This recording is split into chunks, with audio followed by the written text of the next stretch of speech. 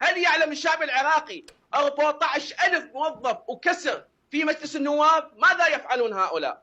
2800 موظف خريجين ابتدائية. هل يعلم الشعب العراقي 2800 موظف خريجين ابتدائية؟ 28,500 موظف يستلمون مخصصات 300%، مخصصات خطورة. هل يعلم الشعب العراقي؟ 28,500 موظف.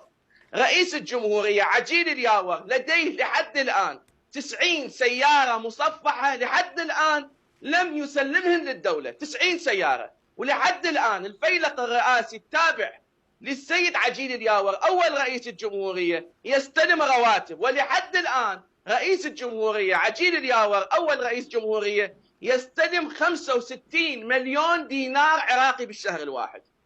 رواتب تقاعدي هذا؟ بني راتب التقاعدي 13 مليون، الآن قاعد صار له 18 سنة لم يأتي إلى العراق. 13 مليون عراقي لا يقرأ ولا يكتب. هل يعلم الشعب العراقي ما السبب؟ نسبة الفقر الآن حسب بيان وزارة التخطيط، نسبة الفقر تتراوح من 7 إلى 8 مليون عراقي، أقل تقدير تحت خط الفقر هؤلاء. هل يعلم الشعب العراقي نحتاج إلى 2550 مركز لمحو الأمية؟ إذن ماذا فعلت هذه الطبقة السياسية؟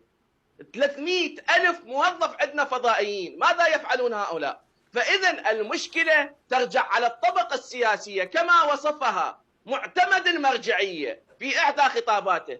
ابتلي الشعب العراقي بطبقة سياسية لم يبتلي بها شعب منذ خلق الخليقة.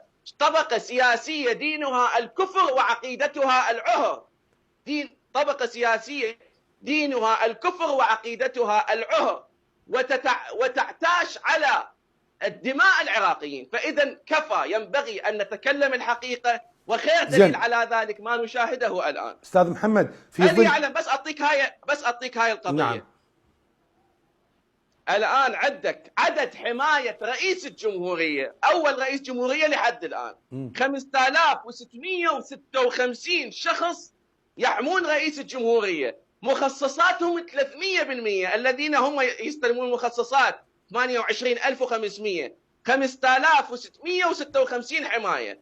بعض المسؤولين ما أريد أجيب بالأسماء، قيادات كبار، الزعماء الكبار، واحد من عندهم 1690 حماية عنده، الثاني عنده 2342 حماية.